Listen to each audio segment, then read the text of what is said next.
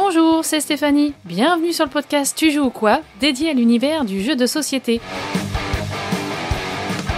Suivez-moi, je vous emmène dans les coulisses, à la rencontre des acteurs de ce monde très créatif. Cette semaine, j'ai reçu à mon micro Yves Hirschfeld, créateur de jeux depuis les années 80. Ces 15 dernières années, il a essentiellement créé des jeux d'ambiance, d'imagination et de mots, toujours en co-autorat. De Speech, sorti chez Cocktail Games, à Popcom, chez Ludonautes, en passant par le célèbre Ta Gueule, édité par Le Droit de Perdre. En 2023, avec Antonin Bocara, il remporte même le Kinderspiel avec Mysterium Kids. Yves Hirschfeld était l'invité d'honneur de la 10e édition du Festival des Jeux de Lillebonne en Normandie. C'est à cette occasion que j'ai eu la chance de l'interviewer. Alors j'ai le plaisir d'être sur le Festival de Lillebonne avec Yves Hirschfeld. Merci d'être présent sur le festival déjà, de venir d'un petit peu plus loin et puis d'accepter de répondre à mes questions. Bienvenue sur le podcast. Moi j'ai le plaisir d'être avec Stéphanie et merci d'être venue m'interviewer sur son podcast que je vais bientôt découvrir. J'ai trop hâte. Alors Yves, tu as un parcours dans le milieu ludique qui commence à être un petit peu, on va dire, expérimenté, on peut dire ça comme ça. D'abord, est-ce que tu pourrais te présenter en quelques mots ? Tu as un parcours assez éclectique, même dans le milieu culturel globalement. Comment tu te présenterais ? J'ai fait beaucoup de choses, effectivement, mais qui pour moi n'en sont qu'une seule. Une démarche très, très humble dans mon coin, une démarche artistique qui m'est venue très, très tôt. J'étais comédien. De comédien, j'avais envie de monter mes pièces. Alors, je suis devenu metteur en scène. Donc, comédien, metteur en scène. Puis, metteur en scène, ça me plaisait bien. Alors, j'ai décidé de faire aussi des réalisations à la télé. Donc, j'ai eu la chance d'écrire pour la télévision. Et puis après, à un moment donné, de me mettre à réaliser mes propres conneries. Et puis comme ça me plaisait bien, puis que j'avais là connu des groupes de rock, alors j'ai écrit des chansons pour des groupes de rock, dont un qui a eu sa célébrité, les jeunes ne connaissent pas, mais qui s'appelait Au Bonheur des Dames. Moi je connais. Ah oui, tu connais. Moi j'ai plus de 40 ans, ça doit être pour ça. Voilà, j'étais un des auteurs, même metteur en scène aussi. Et puis, comme avec mes camarades, on aimait bien le son et que je faisais de la comédie, tout naturellement, on s'est mis, parce qu'on nous l'a peut-être demandé au début, à faire de la pub. Donc, j'écrivais des textes de pub. Puis, comme j'étais comédien, je dirigeais des plateaux de doublage et puis je doublais moi-même. J'ai toujours dessiné, en même temps, je dessinais. Et puis, comme j'adorais, non pas jouer à des jeux de société, parce que je ne jouais jamais à rien, mais j'adorais en inventer, j'inventais des jeux de société. Et petit à petit, j'ai réussi à me faire éditer de plus en plus souvent. Puis donc, je changeais tous les jours de casquette entre le théâtre, la télé et tout ça. Mais alors, ça fait très frimeur, ça fait très le gars qui... Mais en France, on n'est pas tellement habitué à... C'est plutôt anglo-saxon d'être à multicarte, comme ça, d'avoir plusieurs dispositions. C'est plutôt bénéfique dans certains pays. Alors qu'en France, c'est catastrophique. Je me suis planté. Ah non, toi, tu fais des jeux de société, on ne veut pas te voir. On aime bien mettre dans les cases. Et voilà, c'est incroyable. Alors, résultat, ça fait très prestigieux d'avoir fait 100 000 trucs à la fois. J'ai eu des périodes glorieuses. Mais j'ai aussi des périodes de merde parce que t'es jamais crédible si t'es comédien et que tu dis « Ah voilà, je fais des jeux ». On veut pas de toi. Et inversement, dans tous les domaines. Donc voilà. Pourtant, il y a quand même un point commun. C'est la création et le jeu.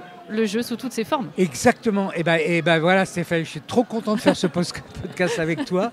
Tu viens de mettre le mot juste, c'est exactement ça, ce besoin de jeu. Là, si j'avais 2 minutes, je m'allongerais sur un canapé et je te demanderais d'aller plus loin parce que il y a une raison au fait que j'avais besoin de jeu, probablement, elle est d'ordre certainement familial, donc on ne va pas évoquer ça là maintenant, mais envie de jouer.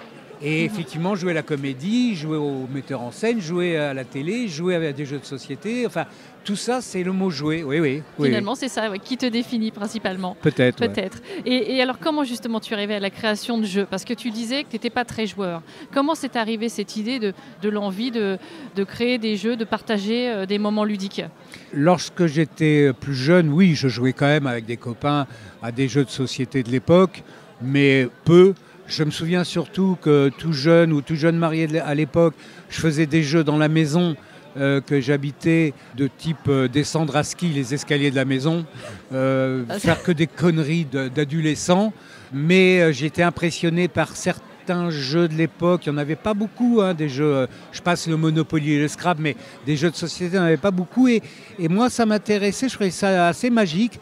Et au tout début, je commençais par prendre un jeu existant et l'agrandir, en rajouter des événements dedans, le délirer avec, etc. J'étais très gourmand de ça. D'accord. Et puis petit à petit, j'ai eu des idées qui me sont venues, alors je ne peux pas te dire comment. Un jeu, je l'ai fait, malgré la petite expérience qu'on a en principe quand on est comédien. D'ailleurs, il ne faut pas croire, parce que les comédiens sont souvent des gens très timides. Aller voir, pour essayer de me vendre, aller voir des éditeurs, c'était ma panique. Donc, en n'y allant pas, un jour, un jeu que j'avais vraiment imaginé, inventé, etc., j'étais trop fier, mais je n'osais pas le montrer. Résultat, quelques années après, on ne m'a rien piqué, hein, mais il existait presque à l'identique chez un gros éditeur, parce que j'étais timoré. Mais lorsque j'ai commencé à rencontrer des camarades qui eux-mêmes faisaient des jeux, où on avait l'intention, c'est plus facile, parce que ce que j'ose pas faire, je ne le fais pas, c'est lui qui le fait. Ça a commencé, oui, je devais avoir 20-25 ans, grâce à la présence de camarades avec qui j'ai fait des jeux. À deux, c'est plus facile. J'ai commencé à vendre. À vendre. Ce sont des rencontres qui t'ont influencé, enfin qui t'ont plutôt mis le pied à l'étrier. Oui. Ouais, quelles rencontres? Ce sont des rencontres avec des gens créatifs qui m'ont permis d'exprimer ma création et de me dire, oh putain, lui, il va aller le voir, l'éditeur, moi je vais faire semblant d'être malade ce jour-là. Bon, alors maintenant ça a changé parce que avec le temps, maintenant je suis un peu évidemment plus habitué, j'ai plus peur de... Et encore, d'ailleurs je dis ça, mais non, l'année dernière j'ai eu avec mon copain Antonin Bocara, on a eu le Spiel, le jeu le meilleur du monde, et tout avec Mysterium Kids. Et aujourd'hui encore, quand j'ai fait un jeu, si je l'ai fait tout seul, j'ai du mal. Et c'est souvent des copains, les éditeurs, je les connais très bien. Ça me fatigue, j'aime pas, j'ai pas envie de les déranger. Donc même encore, là par exemple, j'ai un proto, je raconte ma petite vie. Ouais, donc je suis super content, je sais que c'est drôle, je sais que ça marche bien, mais j'ose pas trop les faire chier les éditeurs, et je les connais bien, c'est des potes et je bois des coups avec eux. On n'est pas fait pour tout. Exactement. Le démarchage, c'est aussi un autre travail. Exactement. Ouais. Et je me souviens, je racontais ça à un pote à l'époque où je faisais de la télé, notamment une époque que j'écrivais, je tournais des émissions pour Canal+. Il y avait des soirées Canal+, t'imagines ce que c'était à la grande époque, avant Bolloré, je vais passer vite sur ce qui... Voilà. Et il y avait des soirées et tout, j'y allais pas. D'accord. Et tout le monde me disait, mais t'es complètement con, ta machin, ta truc, c'est là où tu vas faire exprimer. Je peux pas, j'ai peur, je suis toujours un peu... Il y a une grande timidité. Alors oui, et en même temps, je la combats, et d'ailleurs c'est le propre en général des comédiens, c'est que souvent ils sont très timides, mais c'est un jeu, c'est un combat. Et tiens, j'ai encore employé le mot jeu, oui, c'est te dire Stéphanie. C'est ce qui nous réunit aujourd'hui. Oui, absolument. On va revenir sur les rencontres qui ont été déterminantes un peu dans ce milieu du jeu. Mais est-ce qu'il y a déjà un jeu ou des jeux qui t'ont mis le pied à l'étrier, qui vraiment aujourd'hui sont un peu ta Madeleine de Proust, sont des jeux qui t'ont marqué? Dans ma jeunesse, pas vraiment, tout me plaisait, et puis il y a des jeux qui n'existent plus maintenant, mais qui m'avaient vraiment donné envie d'en faire, oui, ça c'est sûr, j'aurais même pu les titres. Si, je me rappelle d'un truc qui s'appelait Red Seven, tu vois, j'imagine qu'on ne sait plus. Il y avait des personnages, il fallait attaquer la zone ennemie, mais on ne voyait pas ce qu'avait l'autre. Enfin, je ne sais plus comment ça s'appelait, c'était super. Le premier jeu qui m'a donné envie de le faire en très grand, avec des tas de copains, les invités, en rajoutant des tas de trucs, je crois que ça s'appelait Destin. Destin, le jeu de la vie. Ouais. Il y avait une roue qui tournait, oui, c'est ça, ouais. Oui. C'était un des jeux que j'ai le plus joué, je crois, étant adolescente. Tu vois, c'est dingue. Destin, le jeu de la vie, ouais. Un jeu tout con. On créait notre vie, on se mariait ou pas, on avait des enfants ou pas, on choisissait un métier. C'est ça. Et donc, ça, c'est ce jeu que j'avais fait en immense dans ma piole, où j'étais peut-être déjà plus en famille, hein, avec des parents. Je devais être déjà un tout jeune adulte, mais c'est celui-là que j'avais fait en immense, en rajoutant des tas de trucs. Voilà. Ça m'a donné envie. Après, il y a très peu de jeux, il y a beaucoup de jeux que j'ai bien aimés, mais le jeu qui m'a marqué, j'ai envie de dire non, c'est pas le jeu qui m'a marqué. Le jeu que je trouve dans ce que j'aime dans ma tête, en toute honnêteté, je crois que c'est Codename. Ah oui. Okay. Je trouve que c'est un chef-d'œuvre de ce qui me fait plaisir et qui me régale. Cela étant, combien de jeux, pas forcément de copains, parce que j'ai beaucoup de potes auteurs dont j'aime beaucoup certains jeux, Mais je ne saurais pas dire, il y en a plein que j'aime, d'autres je joue une fois et j'ai plus envie. Alors justement, c'est un peu ta marque de fabrique, les jeux de mots. Association d'idées, des jeux quand même ambiance, où on s'amuse ensemble à plusieurs. Comment tu te définirais ta marque de fabrique? Quel créateur es-tu? Le mot que j'emploierais me concernant, c'est pas très prétentieux, je peux le dire, c'est décalage. D'accord. Quand j'écrivais des pièces de théâtre, d'humour, en fait, elles n'étaient jamais d'humour. Elles étaient décalées. Alors j'ai eu quelques succès, beaucoup d'échecs.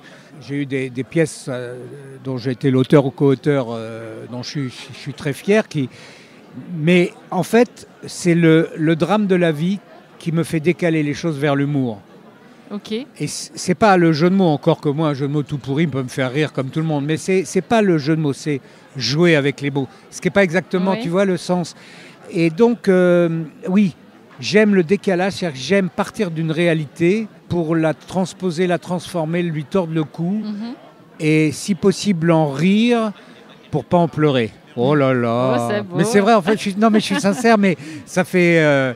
Il y a beaucoup de dérision aussi, d'autodérision. Ouais, en principe oui, mais en fait je suis une espèce de mélancolique joyeux. Ouais, j'ai un peu toujours à fleur de... C'est biface quoi. Ouais, tu vois, alors donc quand je regarde mes jeux, on rigole en principe. Oui, on a quand même des jeux d'ambiance. On peut nommer. Alors, on a des jeux comme Speech, Ta gueule, bien sûr, qui est en plus un super jeu de mots. Comédia aussi. Ah oui, Comédia, Comédia, I Am a Banana, que tu avais fait déjà avec Antonin Bocara. Oui. Association d'idées. Association d'idées, le bien nommé, parce qu'il y a d'idées dedans. On joue avec d'idées, voilà. Donc là, on a tout un tas de lettres et de mots à fabriquer. Ah ouais, mais ça, j'adore. Et alors, je le dis tout de suite, le jeu est sorti au moment du Covid. Donc, on a vraiment ramé. Ça s'est assez vite... alors que ce jeu, il est incroyablement... Enfin, moi, j'adore parce qu'on joue avec les associations d'idées, les mots, d'une manière très élégante, j'aime beaucoup, mais je ne suis même pas sûr qu'on le trouve encore. Enfin, peut-être sur Internet. Ah oui, d'accord. Ouais, j'ai vraiment de la peine. Donc c'est une petite déception par rapport au fait qu'il est sorti pas au bon moment. Ah ouais, c'est terrible. Là, le Covid, moi, j'ai pas eu le Covid, mais le Covid, il m'a eu sur ce plan-là. Ouais, je comprends. Ouais, ça a été le cas de pas mal de monde à ce moment-là. Ouais. J'avais fait avec mon camarade belge qui s'appelle Thierry Seyss. Je le dis parce que je voudrais pas à chaque fois apparaître pour le gars qui fait tout. Non, bien sûr. Tu as d'ailleurs beaucoup de jeux en co-autorat. Oui. C'est aussi ça. Ça, c'est aussi un vrai choix, une envie de. Oui. Exactement, tu vois, que ce soit Antonin Bocara, que ce soit Alexandre Droit, que ce soit Nicolas Bourgoin, que ce soit Thierry Seyss et d'autres. Fabien Bleuze au départ, qui est mon pote de toujours, on est inséparables. La seule chose, c'est que lui ne veut plus spécialement faire de jeux, c'est pour ça qu'on nous voit moins. Tout le monde me dit, mais alors, il est où Fabien, etc.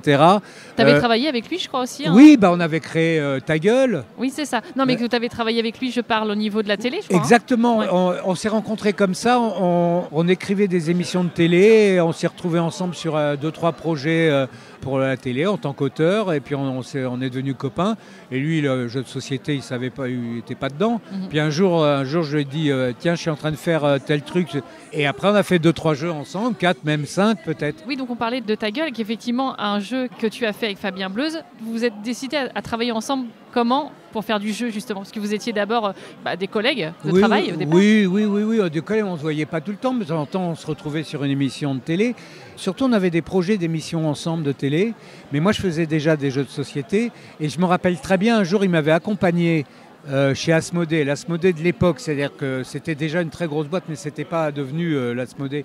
Il m'avait accompagné pendant qu'on écrivait en même temps une émission. On n'était pas voisins, mais on est habités à 10 minutes, un quart d'heure l'un de l'autre.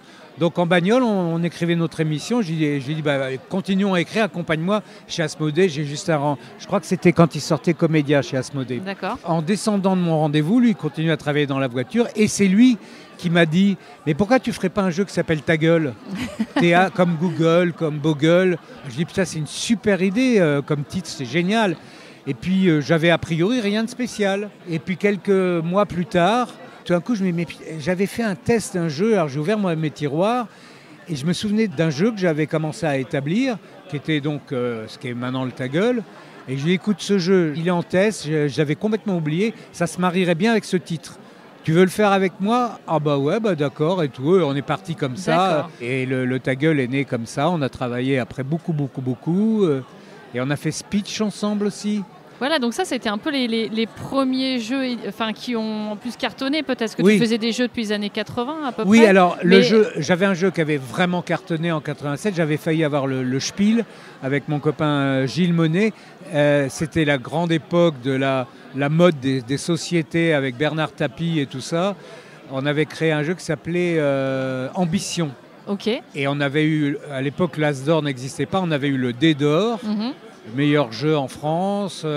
Et on avait presque eu le Spiel, je me souviens plus ce qu'avait pas fait, mais on avait presque eu le Spiel. Il était d'ailleurs sorti en Allemagne. Là, c'était un best-seller conséquent. Ça, c'était Alors- un jeu de quoi, du coup, ce jeu? Alors, c'est un jeu où chacun est patron d'une entreprise qui fabrique du chocolat. Ok. Alors tout à base d'enchères, de machin et tout, ça restait très rigolo, mais à l'époque il n'y avait pas de dés, ce qui était rarissime. Mhm. C'était que par des discussions, tout ça, avec des quantités de cacao qui arrivaient, il fallait D'accord. se les arracher dans des enchères. Il y avait un peu de l'acting et de la négoce, quoi. Exactement. D'accord. Et ça avait vraiment très très très bien marché. C'était même un jeu un peu compliqué pour moi d'ailleurs. C'est le plus expert que tu as fait. Oui, c'est ça. C'est pratiquement le seul jeu Ah ouais expert que j'avais fait. Et d'ailleurs, on a tellement aimé que là, on vient de ressortir un proto. Alors, plus du tout sur le même thème, ni le même titre, etc. On a fait un proto d'un jeu qui s'appelle Charlottetown, où on doit vendre des élixirs comme aux États-Unis à l'époque, et tout, qui reste un peu la même mécanique avec des tas de trucs nouveaux. Et on essaye de voir si ce proto peut intéresser un éditeur et tout. Voilà. Ok. Depuis une quinzaine d'années, il y a quand même pas mal de jeux qui sont sortis, vraiment souvent avec les mêmes. Je vois que tu es assez fidèle, notamment avec l'éditeur Le Droit de Perdre. Donc on parlait de rencontre tout à l'heure, mais je crois que ça a été aussi une rencontre avec François Lang, en fait, c'est ça, hein? C'est plus original encore, enfin non, d'ailleurs, ça fait partie de la vie. J'ai rencontré François Lang parce que j'étais invité comme jury sur un festival de théâtre à la montagne. Par l'intermédiaire du producteur que j'avais à l'époque, j'étais invité en tant que membre du jury. On était invité, tout frais payé, ski, bouffe, enfin tu vois, la vie de château, quoi. Et avec ma femme, tout ça. Ok. J'ai fait du ski avec un mec qui était aussi dans le membre du jury, qui était plus jeune que moi, mais on a sympathisé, on a déconné. Et puis on s'est parlé, il faisait du théâtre aussi, en tant lui que plutôt gestion de théâtre, etc. Mais qu'il avait déjà fait un petit jeu avec un copain et qu'il avait l'intention de monter une boîte pour faire des jeux de société. Et il a D'accord. créé Le Droit de Perdre et j'ai commencé à faire des jeux avec lui, puis on en a fait beaucoup. Et il a eu beaucoup de succès, Le Droit de Perdre, mais maintenant il ne s'appelle plus Le Droit de Perdre. Ça vient d'être racheté en début 2024 par Blue Orange, Blue Orange. Merci, j'étais en train de chercher le terme. Et là, en fait, maintenant, ça s'appelle Banjo. Banjo, parce qu'effectivement, Ta Gueule va ressortir, je crois, va être réédité, ou a été réédité Voilà, cette ça a année. été hein. réédité d'ailleurs. Ça, c'est l'ancienne boîte, mais Ouais. le Ta Gueule, qui reste un objet phare, il y a une version qui vient d'être faite, il y a quelques mois, qui condense tous les Ta Gueule qu'on avait créés, toutes les extensions, Ouais. plus on en a écrit avec Fabien plein de nouvelles, etc. Donc, il y a un très gros Ta Gueule qui est sorti et à un prix beaucoup plus modéré. Ok. Ce qui est très important parce qu'il y a eu à un moment donné un frein parce que le Ta Gueule était devenu très cher. Donc là, Ah oui, là, d'accord. il y en a encore plus et c'est beaucoup moins cher. Voilà, parce que du coup, c'est réédité. Et en plus, on a sorti Ta Gueule Patron. Ça, c'est bien. Et, Alors, c'est et- quoi la petite... la nuance la est énorme, nuance. bien que les deux jeux se mélangent. Ouais. C'est des milliers et des milliers et des milliers de possibilités. Mais ce qui est formidable, c'est que c'est que dans le monde du travail. Et là, ça fait du bien. C'est marqué dessus. Voilà, ça fait du bien parce qu'on s'envoie que des conneries dans le monde du boulot et c'est résilient. On revient sur Ta Gueule, mais donc il était quand même sorti en 2010. C'était finalement précurseur même un peu des jeux comme Limite là derrière. Ou Blanc Manger Ou Coco Blanc et Manger tout ça. Coco, effectivement. Bah là, évidemment, je vais rester élégant.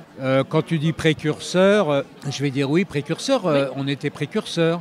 Et après, il y a une forte inspiration de gens qui ont pris ce créneau avec souvent beaucoup plus de succès financier. Voilà. C'est ça, ouais. Voilà. Mais alors justement, ça pose quand même la question de la propriété intellectuelle. Enfin, je sais que j'en ai déjà parlé avec d'autres auteurs, notamment avec les membres de la SAGE, Société des Ouais. auteurs de jeux.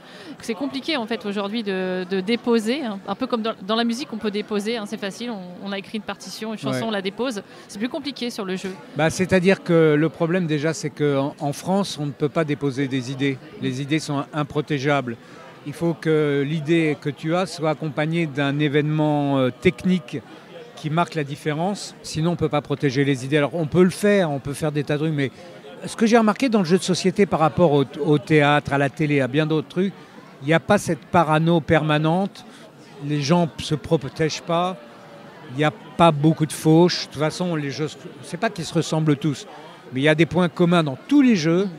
C'est comme des notes de musique, hein, il y en a une poignée, et ben là, on a des cartes, des pions, des mots, des des mécaniques chiffres. qui se ressemblent forcément. Donc voilà, oui, je te le dis franchement, quand tu as bossé comme un âne pour créer un jeu, puis que tu vois qu'il y a des jeux qui sont très inspirés, tu as un peu les boules, mais c'est la vie. Hein. C'est vrai que quand on vendait 1000 ta gueule, ils vendaient 70 000 blanc manger coco, ou limite, mais voilà, c'est la vie, c'est comme ça.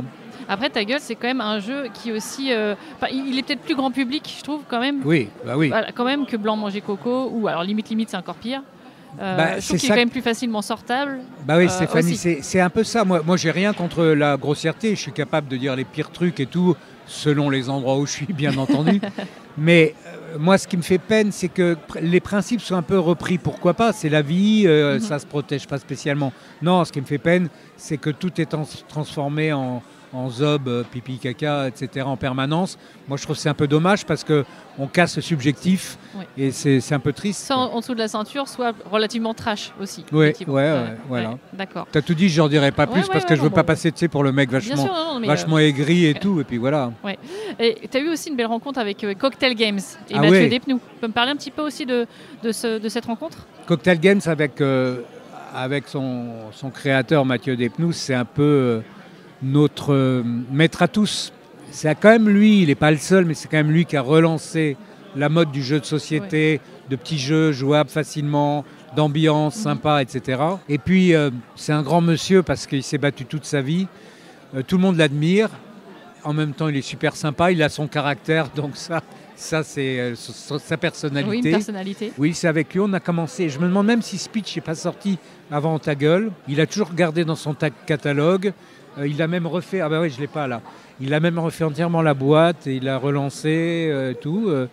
Il a sorti une version de Comédia vachement belle aussi. D'accord. Mathieu Despnous, Cocktail Game, c'est d'ailleurs presque lui qui m'a mis le pied à l'étrier dans ma deuxième période de jeu de société, celle où j'ai commencé à maîtriser mieux et à y aller. Et Mathieu, si tu m'entends. Il y a d'autres petites choses qui arrivent, c'est ça? Non, mais de toute façon, il les cache. Tu lui amènes un jeu... il le teste, ça lui plaît pas, il dit pas c'était formidable, mais non, il dit va te faire foutre. Non, il dit pas ça non plus. Il dit ta gueule. Non, oui, il dit ta gueule. Non, mais c'est Mathieu Despnous, voilà. Et tout le monde l'estime énormément dans le métier. Et alors, est-ce qu'on peut parler un peu de processus de création? Alors, c'est un bien grand mot, mais comment tu travailles? Tes idées, elles viennent comment? Alors moi, je vais te dire, c'est pas compliqué. Quitte à un peu baisser dans ton estime, j'ai 2 lieux dans lesquels je crée vraiment, qui sont la promenade avec ma chienne le matin, même l'après-midi. Quand je me promène, j'écoute pas de podcast, même pas les meilleurs comme Tu joues ou quoi. Tu vois, j'ai même pas écouté, j'écoute rien. Je laisse travailler mon imaginaire et je promène ma chienne, 2 heures le matin. Où les chiottes. Ah ouais, ça... Voilà. Donc tu n'es pas le gars qui va aux toilettes avec son téléphone et qui du coup passe son temps à regarder le téléphone. Non. Alors un peu quand même. si, parce que les mecs, ça reste des mecs. Tous les mecs sont comme ça. Et comme un mec, j'ai le téléphone, la tablette pour faire mes dessins que j'envoie sur Facebook et compagnie, un carnet. Je suis 1 heure aux chiottes comme mon premier bureau. Évidemment, c'est regrettable d'en arriver à ce stade de notre interview et d'être aussi terre à terre. Et ouais, je suis désolé, mais alors c'est un lieu où on se vide la tête, mais pas que. Voilà, c'est ça. Donc les promenades et les chiottes, mais aussi j'ai aussi une énorme source de création. C'était pareil quand j'écrivais des émissions de télé ou des pièces de théâtre et des jeux. C'est tout à coup un jeu de mots sans chercher vraiment me vient en esprit. Alors pas Ta Gueule, mais par exemple association d'idées. Oui. Donc l'association avec d'idées qui donne donc association d'idées. Enfin, je ne vais pas te faire un dessin, mais ça m'est venu comme ça et je me suis dit tiens, je vais essayer de faire un jeu parce que je trouve que ça sonne bien. Donc du coup, là tu t'es dit il me faut d'idées et avec d'idées, je vais me débrouiller avec ça. Exactement. Ouais. Et j'ai plein de jeux comme ça, de jeux ou de pièces ou de trucs. J'en ai un qui va, je crois que vaut mieux peut-être pas trop que j'en parle, mais en principe je vais signé un jeu que j'ai fait avec un camarade qui s'appelle Christian Rubiela, qui est aussi un auteur de jeu. Enfin bref, pareil, un pur jeu de mots. Il avait fait Trax récemment. Oui, et j'ai interviewé voilà, Christian. Ouais. Voilà. Un amour, c'est un pote. Un amour. Là, il a fait aussi un festival. J'étais la semaine dernière. Il a créé un nouveau festival de jeux à Montpellier où il travaille. Très beau festival aussi. Et donc là, on a signé un jeu. C'est un pur jeu de mots qui m'est venu. Et d'après ce jeu de mots, j'essaye de construire. Ça ne marche pas toujours, évidemment. J'en ai plein d'autres, mais là, je ne les vois pas, les autres. Je ne sais plus lesquels. Comment j'ai adopté un gnou? Oui, mais non, c'est pas ça. Oui, ça, j'ai dû trouver le titre comme ça après. Mais bon, enfin, c'est très souvent que ça vient comme ça. Évidemment, je regarde là comme toi dans les jeux, c'est pas tellement criard, mais c'est parce que j'ai beaucoup de protos à la maison que j'ai peut-être pas encore vendu. Faut pas vendre la mèche. Voilà. Ok. Et tu as quand même une trentaine de jeux aussi, donc on peut pas forcément se souvenir de tous les titres. Oui, je crois que j'ai au moins une trentaine de jeux qui ont été édités. Oui, qui ont été édités. Ouais. Ouais. Est-ce qu'on peut revenir justement un petit peu sur l'histoire de Mysterium Kids? Parce qu'effectivement, tu l'as évoqué tout à l'heure. J'ai quand même la chance d'interviewer un gagnant du Spiel, du Kinderspiel. J'avais interviewé Antonin Bocara un mois, je crois, avant le Spiel. Donc, on n'avait pas pu en parler. Enfin, on avait évoqué la nomination. Ça a été aussi une belle aventure, ce Mysterium Kids. Comment il est né, ce jeu? Alors déjà, je te remercie d'avoir cette manière extraordinaire de dire j'ai la chance d'interviewer un gars que ça me flatte tellement. Non, alors Antonin, on se croisait sur des festivals, on ne se connaissait pas. Je le voyais un peu foufou avec ses jeux et il me voyait un peu foufou avec les miens ou les nôtres. Donc voilà, puis un jour, tout simplement, j'ai dit dis donc Antonin, on se croise, on n'a jamais le temps de se parler. Et si on faisait un jeu ensemble? Il a dit bah ouais. C'est vrai que vous avez une cohérence artistique, je trouve. Ouais. Vous avez un peu le même type de jeu. Un petit peu, oui, il y a une petite famille d'esprit là-dedans. Oui, je suis d'accord. Il m'a dit tout de suite oui. Je me souviens, j'étais allé donner un cours de théâtre dans une fac à Paris. Et je voyais des tas de jeunes sortir. Et à un moment donné, j'ai vu Antonin. D'accord. J'ai dit, t'es à Paris en ce moment? Ouais, tout. Mais pourquoi on ne se verrait pas? Mais oui, et tout. On s'est vus. Et puis on a commencé l'un comme l'autre à échanger nos listes de milliards d'idées dans tous les sens. Et on a démarré avec, je crois que c'est avec I Am Banana. Oui, ça devait être avec I Am Banana. Et puis d'autres trucs d'ailleurs. Oui, parce qu'il est sorti en 2020. Oui. On a commencé là-dessus. Et puis on l'a placé au droit de perdre. On s'est bien plu parce qu'on s'entend très bien. Et on a continué avec Mysterium Kids. Et puis il n'est pas dit qu'un jour on ne refasse pas des trucs ensemble. Et justement, Mysterium Kids, ça sort un petit peu du lot par rapport au reste, dans le sens où, alors bien sûr, il y a les associations. Mais là, on n'est plus sur de l'association de mots. On est sur de l'association d'idées, mais par le son. Oui. Et ça, c'est né comment? On était dans mon bureau, chez moi. Il était venu passer quelques jours. Ça, c'est toujours mieux quand avec des copains auteurs, on peut se voir... ce qui n'est pas toujours le cas. Hein. On était dans mon bureau assis par terre avec ma chienne qui m'emmerdait parce qu'on était par terre, on sortait des objets, des trucs pour faire travailler notre imaginaire. Et puis tout à coup, on s'est mis comme ça sur des images qui avaient au sol parce qu'on devait déjà avoir une vague piste. On s'est mis à gratter le carton d'une boîte de jeu. Puis je crois qu'il avait déjà vaguement un peu l'idée de faire des trucs avec des sons. Okay. Je ne me rappelle plus exactement du truc, mais enfin peu importe. Mais de toute façon, on a démarré, mais vraiment, alors comme des mômes assis. Vous étiez en train de bricoler par terre. En train de bricoler comme des mômes par terre, vautrés. Je me rappelle même, je vais te dire même mieux, j'avais une petite table, tu sais, à 3 pieds, sur laquelle tu poses des objets, une petite table basse, avec 3 pieds. Et lui, il était assis dessus et il pensait, moi aussi d'ailleurs, que ça pouvait servir de tabouret. Pas du tout. Tout s'est cassé, voilà, il est tombé, gag. Donc vous êtes marrés, quoi. Ouais, on s'est bien marrés. Donc vous étiez comme des gosses. C'est vraiment, oui, absolument. C'est venu vraiment comme ça, et après ça a été très fluide, très rapidement. Mais après on a beaucoup bossé pour trouver chaque son, pour chaque carte, etc. Et puis après, surtout les éditeurs, Spesco et Libellude ont fait un travail énorme. C'est magnifique. Avec le graphiste. C'est vraiment une super édition. Ça fait quel effet quand on se retrouve nommé au Spiel et qu'en plus on le gagne? Déjà, quand on nous a appris qu'on était nommé au Spiel, on était déjà très contents. Franchement, on s'attendait à rien du tout. Ouais, alors t'es bien, t'es invité, c'est sympa, tu bouffes bien, il y a des cocktails, on rencontre des copains. Puis à un moment donné, ça devient oh là là, Ça devient sérieux, on est dans une salle, machin, puis tu t'aperçois qu'ils ne savent pas, tu sais, dans le jury, c'est tellement sérieux que même les membres du jury ne savent pas qui a gagné. Il n'y a que le patron du jury qui sait qui a gagné. C'est de dire que, ah ouais, c'est pas... Puis à un moment donné, oui, il y a une petite tension quand même. Tu dis, oh, bah, finalement, ça serait pas si mal, et bim. Mais tu sais, je commence à avoir un âge canonique, et moi, j'ai rien contre... oui, certes... réussir, une certaine renommée, c'est vrai que c'est assez flatteur d'avoir du matos. C'est une cerise sur le gâteau, quoi. Bah oui, mais tu vois, j'aurais 40 balais, je pense que là, je serais extrêmement prétentieux. Jamais tu aurais pu m'interviewer comme ça à la volée sans passer par mes secrétaires. Je crois qu'Antonin Bocara, ça n'a pas changé grand-chose. Hein. Non, mais je suis super content. Il y a quand même une petite distance parce que voilà. Mais c'est génial. Ouais.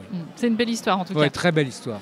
Et je vais passer à autre chose. Est-ce qu'il y a un jeu qui est sorti récemment ou qui serait plus ancien que tu aurais aimé créer ou tu aurais aimé avoir l'idée?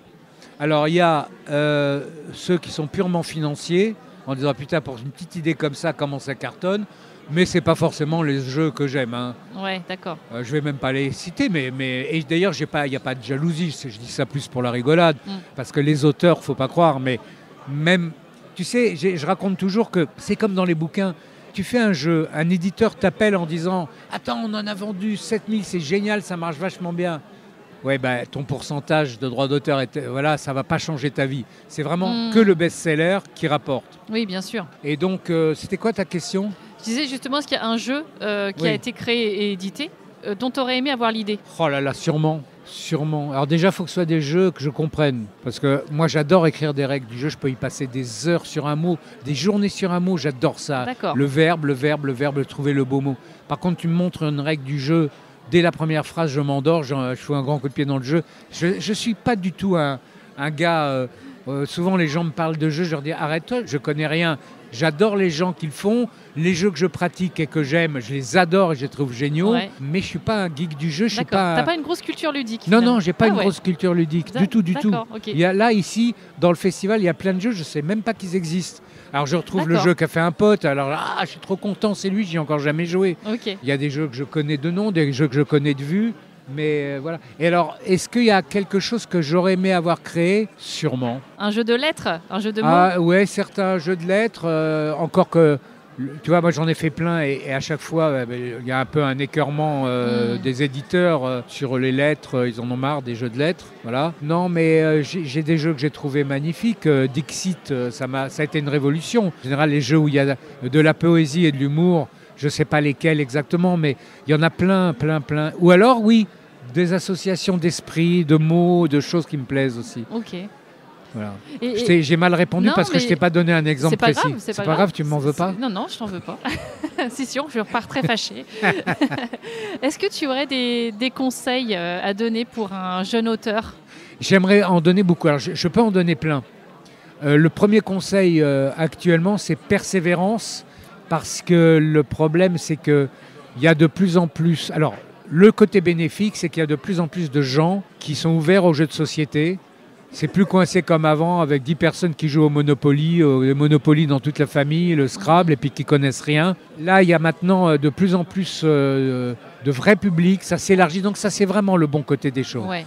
Parallèlement, il y a eu de plus en plus de jeux. Il y a quand même 1500 jeux qui sortent par an, ou 1200 selon les années. Ce qui est énorme par rapport au public, qui n'est pas encore suffisant. Donc, les éditeurs, ils sont débordés, ils reçoivent tellement de jeux, et comme il y a toujours un...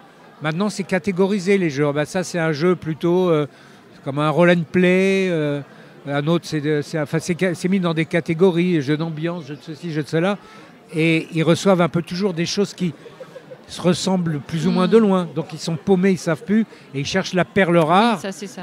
La perle rare, ça arrive une fois tous les 10 ans. Ils en sortent plus 10, 20 dans l'année, ils en sortent 1 ou 2. Donc déjà, ça réduit. Et il y a de plus en plus d'auteurs parallèlement à ça. Aussi. Et des gens qui ont souvent beaucoup d'idées. Hein. Et là, c'est dramatique parce que souvent, ils n'ont pas assez d'expérience. Ils ne voient pas qu'il y a déjà des jeux qui ont été sortis comme ça. Donc, persévérance et vraiment trouver le plus, le petit truc qu'il y a en plus, qu'il n'y a pas ailleurs, qui est joyeux, qui fait rire. Donc, est-ce qu'il y a un autre conseil que tu souhaiterais donner à un jeune auteur? Le conseil, et c'est le plus dur, c'est d'être vraiment original et de d'abord bien se renseigner sur ce qui existe ou ce qui a déjà existé, parce que trop souvent je reçois des messages, des mails, des visites, des coups de fil d'auteurs, de jeunes auteurs, et qui vraiment n'ont pas fait gaffe ou ne sont pas assez dans le jeu, et donc ils me présentent un nouveau jeu de loi ou un nouveau... donc voilà, et donc d'avoir vraiment des idées, et c'est très difficile, qui sortent du lot, puis de la simplicité, pas des règles qui durent des heures. En tout cas, pour les jeux de plateau, je ne sais pas, mais pour les jeux plus simples, le jeu d'ambiance, les party games, etc., vraiment d'avoir des choses fluides, simples, efficaces, drôles, et voilà. Voilà, que ça soit tout de suite jouable et plaisant, quoi. Ouais. Ok. Est-ce qu'on peut parler quand même un petit peu de tes projets, ceux dont tu peux parler, les protos qui sont en train d'aboutir ou ceux qui vont venir, peut-être les jeux qui vont sortir en 2025, peut-être? Alors j'ai 4-5 jeux en proto. A priori, je vais en sortir un que j'ai fait donc avec Christian Rubiela. En principe, on va le signer à Cannes. Donc, je te parlais de jeu de mots. Je vais quand même te dire le nom. Ça s'appelle Rent a Card. Ok. J'ai été inspiré par Rent a Car. Ouais. Et donc, c'est je ne dis pas tout, mais un jeu où on loue des cartes aux adversaires. Voilà. Il est bien abouti. Il est bien abouti. Et voilà. Alors après, j'ai un jeu que j'ai fait avec mon copain Nicolas Bourgoin. Un jeu qui est un concept d'abord artistique. C'est une sorte, je dirais pas d'œuvre d'art, faut pas exagérer, d'objet artistique très joli, mais qui en réalité est un jeu. D'accord. Alors ça m'est difficile parce que, enfin, tu vois, surtout passer dans un podcast, on ne sait pas, mais voilà. C'est quelque chose de visuel. Oui, là c'est très visuel, okay. on le manipule, on le touche avec plaisir. D'accord. Et en même temps c'est un jeu, parce que je me suis aperçu quand même qu'il y a pas mal de jeux, oui, voilà, tu as toujours les cartes, tu as toujours des dés, tu as toujours des pions, tu as toujours des chiffres, tu as toujours des mots, des lettres, des petits paysages. Et, bon, donc là tu as cherché un matériel original. Oui, quoi. C'est ça, il n'y a que dans l'originalité, le truc... qu'on peut peut-être trouver quelque chose, mais plus par plaisir de créer que par nécessité ou envie d'être le meilleur jeu du monde ou que sais-je. Tu vois, vraiment, moi, ça m'intéresse modérément. Ce qui me fait plaisir, c'est explorer d'autres pistes. Explorer d'autres pistes, c'est avoir le plaisir de dire putain, mais t'as vu, juste comme ça, avec... Alors, j'ai comme ça, là, je veux pas en parler, parce que c'est tellement simple, j'ose pas, mais avec Juan Rodriguez, qui est quand même un type créateur fou... j'ai un jeu tout simple, tellement simple que ça paraît même pas... Et pareil, c'est un concept graphique qu'on est en train de montrer, qui va peut-être sortir. Et puis, je suis en train d'en faire un autre dans le même esprit avec lui. Avec mon camarade Alexandre Droit. J'ai aussi des projets. Enfin, j'en ai beaucoup. Il y a pas mal de choses dans les cartons. Donc, il faut rester connecté en 2025. Quoi. Ouais, sauf à une nuance près, c'est qu'aujourd'hui, ça devient vraiment très dur de placer des jeux. Et tu peux avoir les meilleurs prix du monde. Et je trouve ça très bien. D'ailleurs, un éditeur, si ton jeu n'est pas au niveau, il ne le prend pas. Hein. Et ça, c'est très bien. Parce que souvent, dans le bouquin, tu as écrit un best-seller. Tu as des éditeurs qui t'appellent, qui disent là, 200 000 €, mais tu m'en as écrit pour moi. Là, dans le jeu de société, non. Si le jeu n'est pas au niveau... Tu as eu le niveau à une époque, mais tu l'as plus cette année-là. Quoi. Oui, c'est jamais acquis, et puis il faut toujours démarcher, de toute façon. Oui, bien sûr. Ce qui n'est pas le point fort, apparemment, le démarchage. J'aime pas tellement ça. J'aime pas tellement. Bon, en tout cas, donc tu seras au Festival de Cannes. Oui, en principe, je serai au Festival de Cannes. Quand tu viens au Festival de Cannes, que tu rentres par la grande porte, tu demandes Yves. Tu verras, ils savent tous. On devrait se trouver... Il y aura beaucoup de monde, mais... Oui, mais ça me fera plaisir. Je ne sais pas du tout sur quel stand je vais, parce que d'habitude, je suis un peu l'hôte d'une édition et tout. Là, j'y vais peut-être en candidat libre, j'en sais rien, je verrai. Si tu as une chambre à l'hôtel, tu préviens ton mec et tout, si tu veux, mais il faudra me trouver une chambre.